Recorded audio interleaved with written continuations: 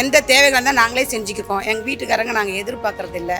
எதனா வேணும்னாக்கா நாங்களே ஒரு 1000 ரூபாய் எடுத்து வருது, இந்த டைமில் வருது, 14ஆம் தேதினா 15ஆம் தேதி கரெக்டாக வந்துடுது. அதே போல் விசேஷ நாளுக்கு முன்னாடியே இப்போ பொங்கல்லாம் வந்தது பாருங்கள், அதுக்கு முன்னாடியே நமக்கு பணம் வரணும்னு சொல்லிட்டு 14ஆம் தேதி 13ஆம் தேதி இந்த மாதிரி முன்னாடியே வேறு பணம் வந்துடுது எங்களுக்கு. அதை நம்பி நாங்கள் எதனா ஒரு பொருள் வாங்கணுன்னா கூட நாங்கள் வாங்கலாம். 1000 ரூபாய் கிடைக்கிறதுக்கு ரொம்ப ஈஸியாக இருக்குது. பசங்க இருக்குது, பிள்ளை இருந்து எங்கள் வீட்டுக்காரர் இறந்துட்டாரு. அந்த 1000 ரூபாய் எதிர்பார்த்துன்னு இருக்கிறேன் நான். அந்த 1000 ரூபாய் எப்போ வரும்? 15ஆம் தேதி கரெக்டாக வந்துடுது. பரவாயில்ல, பஸ்ஸு ஏறுறேன் இறங்குறேன் ஃப்ரீயாக. பஸ் இந்த போகலாம் அங்கே போகலான்னாக்கா யூஸாக இருக்குது. எனக்கு எந்த குறையும் இல்லைப்பா. நல்லா இருக்குது. அவர் வந்தது ரொம்ப சந்தோஷம் எனக்கு.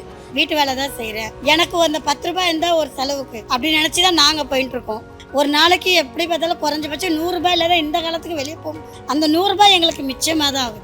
ஏன்னா அவர் கொடுத்துக்கிற இந்த மகளிர் பஸ்ஸு எல்லாத்துக்கும் எங்களுக்கு உதவியாக தான் இருக்குது. முதல் மத்திய அரசு எந்த ஒரு உதவியும் தரனா கூட முதலமைச்சர் அவருடைய நிதியிலேருந்து எடுத்து எங்களுக்கு எல்லாத்தையும் செய்கிறது ரொம்ப எங்களுக்கு மகிழ்ச்சியாக.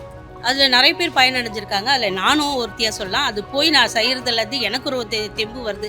தனியாக ஒரு குடும்பத்தை நடத்த முடியும், ஒரு லோன் எடுத்தால் நம்மளை நல்லா தனியாக பேலன்ஸ் பண்ண முடியும்னு எனக்கு ரொம்ப சந்தோஷமாக இருக்குது. ஒரு தைரியம் வருது, நம்பிக்கை வருது, குடும்பத்தை எப்படி நடத்துவோன்ற நம்பிக்கை வருது. அதுக்காகவும் நாங்கள் ஐயாவுக்கு நன்றி சொல்கிறோம். அந்த சுய உதவி குழு மூலமாகவும்